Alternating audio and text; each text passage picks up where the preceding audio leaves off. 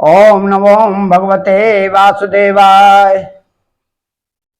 38वें अध्याय में अक्रूर जी की ब्रज यात्रा। तो श्री सुखदेव जी कहते हैं कि परीक्षित, महामती अक्रूर जी भी वह रात मथुरापुरी में बिताकर प्रातःकाल होते ही रथ पर सवार हुए और नंद बाबा के गोकुल की ओर चल दिए। परम भाग्यमान अक्रूर जी ब्रज की यात्रा करते समय मार्ग में परिपूर्ण हो गए। वे इस प्रकार सोचने लगे कि मैंने ऐसा कौन सा शुभ कर्म किया है, ऐसी कौन सी श्रेष्ठ तपस्या की है, अथवा किसी सतपात्र को ऐसा कौन सा महत्वपूर्ण दान दिया है जिसके फलस्वरूप आज मैं भगवान श्री कृष्ण के दर्शन करूंगा। मैं बड़ा विषयी हूं। ऐसी स्थिति में बड़े बड़े सात्विक पुरुष भी जिनके गुणों का ही गान करते हैं, दर्शन नहीं कर पाते। उन भगवान के दर्शन मेरे लिए अत्यंत दुर्लभ हैं। ठीक वैसे ही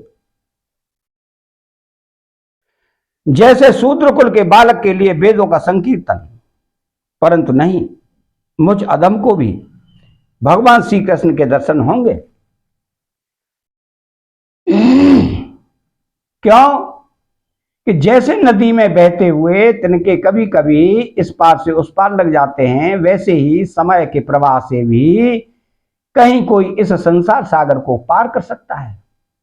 अवश्य ही आज मेरे सारे अशुभ नष्ट हो गए हैं। आज मेरा जन्म सफल हो गया। क्यों कि आज मैं भगवान के उन चरण कमलों में साक्षात नमस्कार करूंगा जो बड़े बड़े योगी यतियों के भी केवल ध्यान के ही विषय हैं।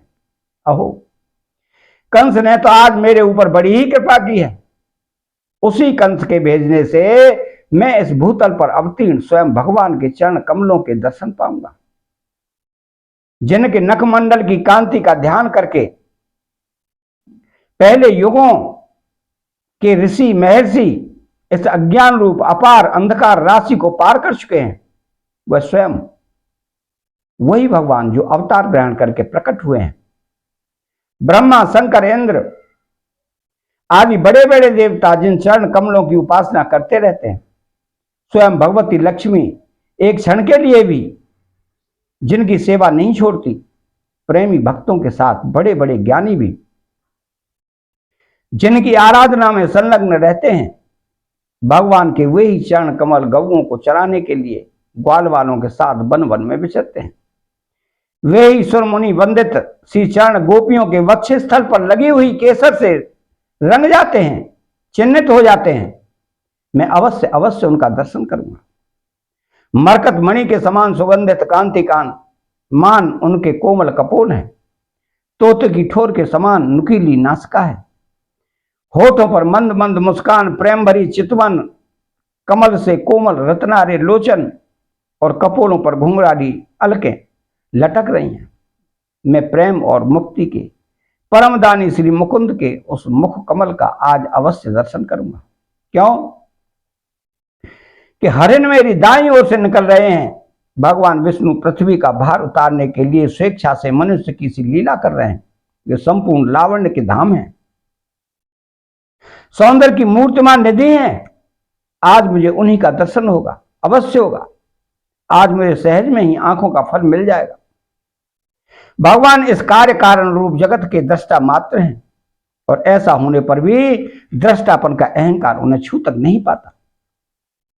उनकी चिन्मयी शक्ति से अज्ञान के कारण होने वाला भेद भ्रम अज्ञान सहित दूर से ही निरस्त रहता है। वे अपनी योग माया से ही अपने आप में भ्रू विलास मात्र से प्राण, इंद्रिय और बुद्धि आदि के सहित अपने स्वरूपभूत जीवों की रचना कर लेते हैं और उनके साथ वृंदावन की कुंजों में तथा गोपियों के घरों में तरह तरह की लीलाएं करते हुए प्रतीत होते हैं।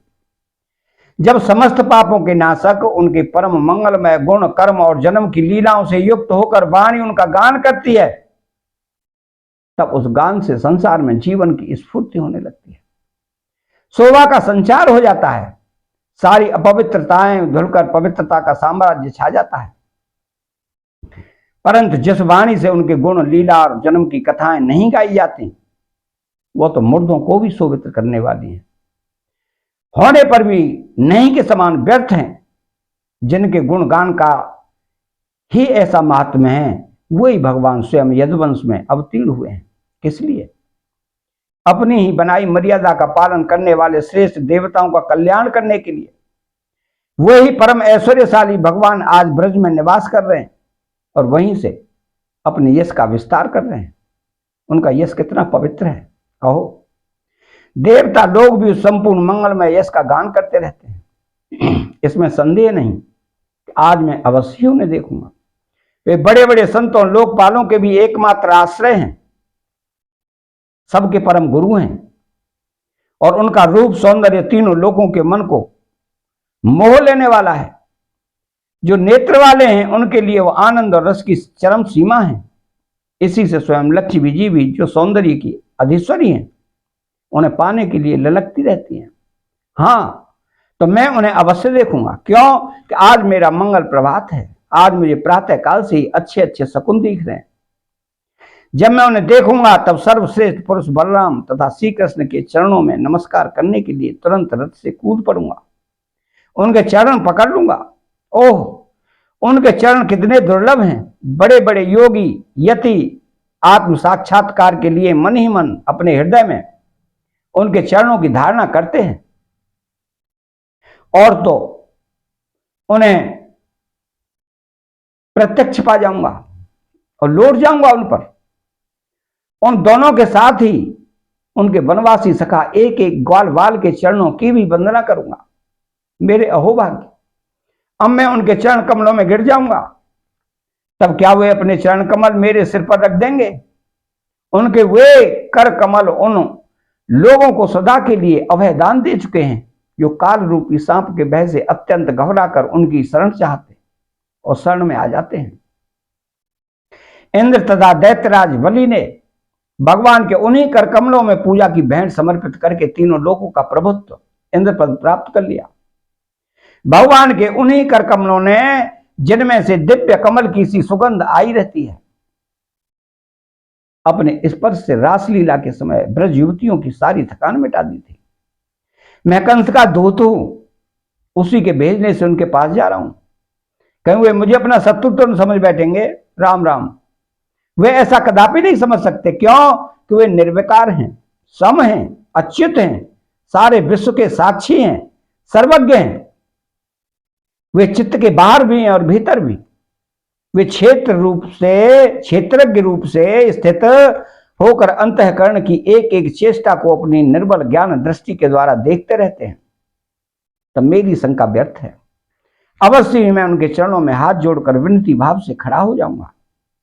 वे मुस्कुराते हुए दया भरी स्निग्ध दृष्टि से मेरी ओर देखेंगे। उस समय मेरे जन्म जन्म के समस्त अशुभ संस्कार उसी क्षण नष्ट हो जाएंगे और मैं निशंक होकर सदा के लिए परमानंद में मग्न हो जाऊंगा। मैं उनके कुटुंब का हूं, उनका अत्यंत हित चाहता हूं। उनके सिवा और कोई मेरा आराध्य देव भी नहीं है।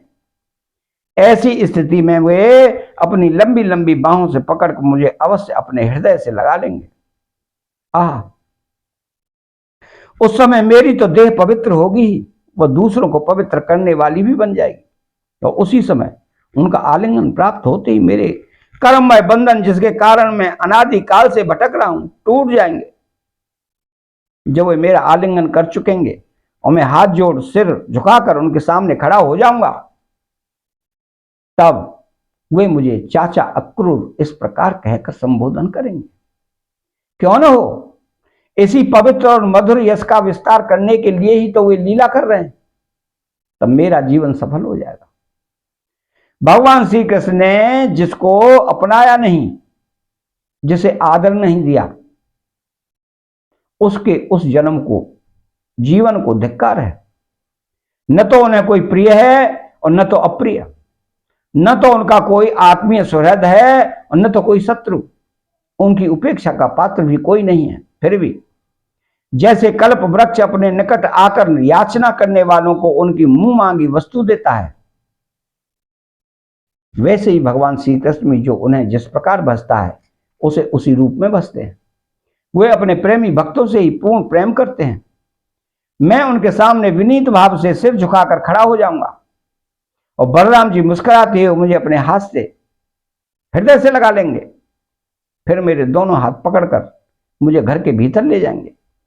वहां सब प्रकार से मेरा सत्कार करेंगे। इसके बाद मुझसे पूछेंगे कि कंस हमारे घर वालों के साथ कैसा व्यवहार करता है।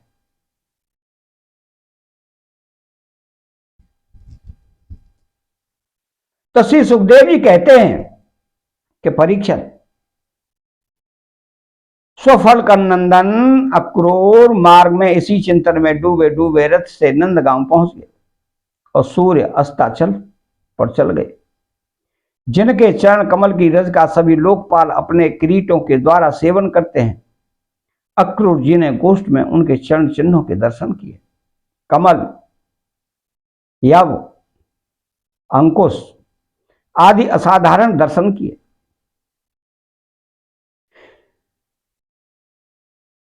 असाधारण चिन्हों के द्वारा उनकी पहचान हो रही थी और उनसे पृथ्वी की शोभा बढ़ रही थी। उन चरण चिन्हों के दर्शन करते ही अक्रूर जी के हृदय में इतना आह्लाद हुआ कि वे अपने को संभाल न सके, बेवल हो गए। प्रेम के आवेग से उनका रोम रोम खिल उठा, नेत्रों में आंसू भराए और टप टप टपकने लगे। वे रथ से कूदकर और धूलि में लौटने लगे और कहने लगे, क्या हो, यह हमारे प्रभु के चरणों की रज है। परीक्षित, कंस के संदेश से लेकर यहां तक अक्रूर जी के चित्त की जैसी अवस्था रही है, यही जीवों के देह धारण करने पर परम लाभ है। इसलिए जीवन मात्र का यही परम कर्तव्य है कि दंभ, भय, शोक त्याग कर भगवान की मूर्ति, प्रतिमा, भक्त आदि चिन्ह, लीला, स्थान और गुणों के दर्शन, श्रवण आदि के द्वारा ऐसा ही भाव संपादन करें। ब्रज में पहुंचकर अक्रूर जी ने श्री कृष्ण और बलराम दोनों भाइयों को गाय दोहने के स्थान में विराजमान देखा। श्याम सुंदर श्री कृष्ण पीतांबर धारण किए हुए थे और गौर सुंदर बलराम नीलांबर। उनके नेत्र शरतकालीन कमल के समान खिले हुए थे। उन्होंने अभी किशोर अवस्था में प्रवेश ही किया था। वे दोनों गौर श्याम निखिल सौंदर्य की खान थे। घुटनों का स्पर्श करने वाली लंबी लंबी भुजाएं, सुंदर बदन, परम मनोहर गज शावक के समान ललित चाल थी। उनके चरणों में ध्वजा, वज्र, अंकुश और कमल के चिन्ह थे। जब वे चलते थे तो उनके चिन्ह होकर पृथ्वी शोभायमान हो जाती थी।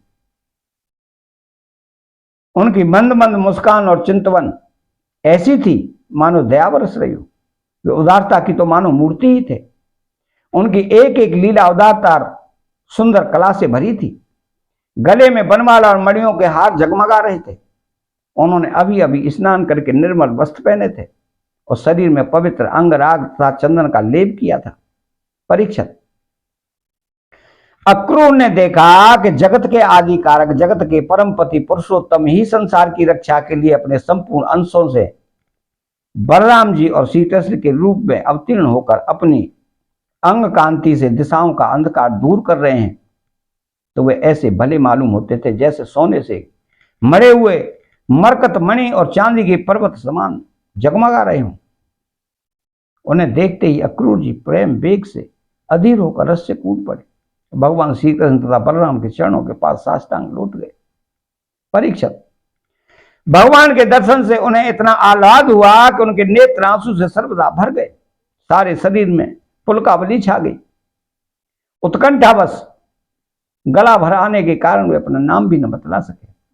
शरणागत वत्सल भगवान श्री कृष्ण उनके मन का भाव जान गए। उन्होंने बड़ी प्रसन्नता से चक्रांकित हाथों के द्वारा उन्हें खींचकर उठाया और हृदय से लगा लिया। इसके बाद जब वे परम मनस्वी बलराम जी के सामने विनीत भाव से खड़े हो गए, तब उन्होंने उनको गले लगा लिया और उनका एक हाथ श्री कृष्ण ने पकड़ा तथा दूसरा बलराम जी ने। दोनों भाई उन्हें घर ले गए। घर ले जाकर भगवान ने उनका बड़ा स्वागत सत्कार किया। कुशल मंगल पूछकर श्रेष्ठ आसन पर बैठाया और विधि पूर्वक उनके पांव पखारकर मधुपर्क सहित मिला हुआ दही आदि पूजा की सामग्री भेंट की। इसके बाद भगवान ने अतिथि अक्रूर जी को एक गाय दी और पैर दबाकर उनकी थकावट दूर की तथा बड़े आदर एवं श्रद्धा से उन्हें पवित्र और अनेक गुणों से युक्त अन्न का भोजन कराया। जब वे भोजन कर चुके तब धर्म के परम मर्मज्ञ भगवान बलराम जी ने बड़े प्रेम से मुखवास, पान, इलायची आदि और सुगंधित माला आदि देकर उन्हें अत्यंत आनंदित किया। इस प्रकार सत्कार हो चुकने पर नंदराय जी ने उनके पास आकर पूछा, क्रूर जी, आप लोग निर्दयी कंस के जीते जी किस प्रकार अपने दिन काटते हैं? अरे, उसके रहते आप लोगों की वही दशा हो जो कसाई द्वारा पाली हुई भेड़ों की होती है। जिस इंद्रियाराम पापी ने अपनी बिखलती हुई बहन के नन्हे नन्हे बच्चों को मार डाला, आप लोग उसकी प्रजा हैं, फिर आप सुखी हैं? यह अनुमान तो हम कर ही कैसे सकते हैं। अक्रूर जी ने नंद बाबा से पहले ही कुशल मंगल पूछ लिया था। जब इस प्रकार नंद बाबा ने मधुर वाणी से अक्रूर जी से कुशल मंगल पूछा और उनका सम्मान किया, तब अक्रूर जी के शरीर में रास्ता चलने की जो कुछ थकावट थी सब दूर हो गई थी। अतः 38वां अध्याय यहां समाप्त होता है।